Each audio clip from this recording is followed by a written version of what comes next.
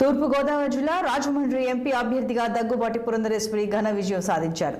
తమ అఖండ విజయం తెలుగు రాష్ట్ర ప్రజానీకాందే అంటూ ప్రజలకు ఆమె ధన్యవాదాలు తెలిపారు. విజయం తనపై మరింత బాధ్యతను పెంచిందంటూ వ్యాఖ్యానించారు.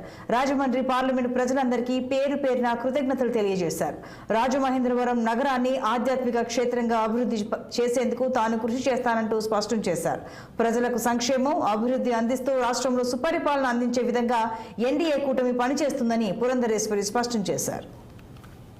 సార్వత్రిక ఎన్నికల ఫలితాలు వెలువడ్డాయి. నేను ఆంధ్ర రాష్ట్ర ప్రజలకి హృదయపూర్వకంగా నా ధన్యవాదాలు తెలియజేయదలుచుకున్నాను. ఎందుకంటే రాష్ట్ర అభివృద్ధికి పెద్ద విజయాన్ని అందించినటువంటి సందర్భంలో పేరు పేరున తెలుగు ప్రజలందరికీ కూడా నా ధన్యవాదాలు నేను తెలియజేయదలుచుకున్నాను. అదేవిధంగా ఈ అనూహ్యమైనటువంటి విజయం ఏదైతే ఉన్నదో ఒక రకంగా మా బాధ్యతని మాకు గుర్తు చేస్తున్నది అని చెప్పి నేను గట్టిగా విశ్వసించేటువంటి విషయం. ఇది కేవలం విజయం మాత్రమే కాదు, ఇది బాధ్యత అనేటువంటి ఒక స్ఫురణతోటి ఖచ్చితంగా ప్రజల సంక్షేమానికి, రాష్ట్ర అభివృద్ధికి పెద్దపీట వేస్తూ రాబోయే 5 సంవత్సరాల కాలంలో ఒక మంచి సుపరిపాలనని రాష్ట్రానికి కూటమి అందించగలదు అని చెప్పి మీ అందరికీ కూడా నేను తెలియజేస్తున్నాను.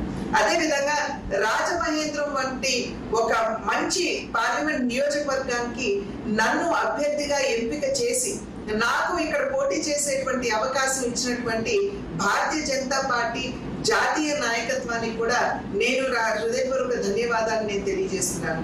రాబోయే 5 సంవత్సరాల కాలంలో రాజమహేంద్రవరం అభివృద్ధికి నేను ఖచ్చితంగా అంకిత భావంతో కట్టుబడి పనిచేస్తాను అని చెప్పి తెలియజేస్తూ ఒక సాంస్కృతిక క్షేత్రంగా, ఒక గొప్ప ఆధ్యాత్మిక క్షేత్రంగా రాజమహేంద్రవరాన్ని తీర్చిదిద్దడానికి నా వంతు కృషి చేస్తాను అని చెప్పి నేను తెలియజేస్తూ మరి ఒకసారి తెలుగు ప్రజలకి, అదేవిధంగా రాజమహేంద్రవరం పార్లమెంట్ కి పోటీ చేసే అభ్యర్థినిగా నన్ను ఎంపిక చేసినటువంటి భారతీయ జనతా పార్టీకి నా ధన్యవాదాలు.